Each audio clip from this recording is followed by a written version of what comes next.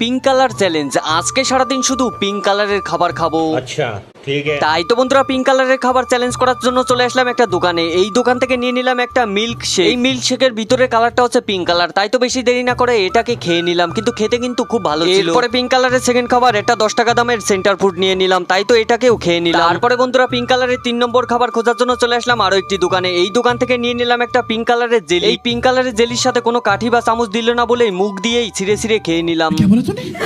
এরপরে পিঙ্ক কালারের 4 নম্বর খাবার খোঁজার জন্য চলে আসলাম আরো একটি দোকানে। এখানে বানিয়ে দেবে আমাদের তরমুজ দিয়ে এই পিঙ্ক কালারের সোডা মিক্স। তাই তো বেশি দেরি না করে এই পিঙ্ক কালারের সোডা মিক্সটা খেয়ে নিলাম, কিন্তু খেতে কিন্তু অসম ছিল। আর যেইটুকু বাকি ছিল সেইটুকু আমার ক্যামেরাম্যান মানে শাহরুখকে দিয়ে দিলাম। এরপরে পিঙ্ক কালারের 5 নম্বর খাবার খাওয়ার জন্য চলে আসলাম আরো একটি দোকানে। এই দোকান থেকে নিয়ে নিলাম এখানে জেলি। জেলিটা খাওয়া কমপ্লিট করে পিঙ্ক কালারের লাস্ট খাবার খাওয়ার জন্য চলে আসলাম একটা আইসক্রিমের দোকানে। এখান থেকে নিয়ে নিলাম পিঙ্ক কালারের একটা আইসক্রিম। তাই তো বেশি দেরি না করে পিঙ্ক কালারের আইসক্রিমটা খেয়ে আজকের পিঙ্ক কালার চ্যালেঞ্জটা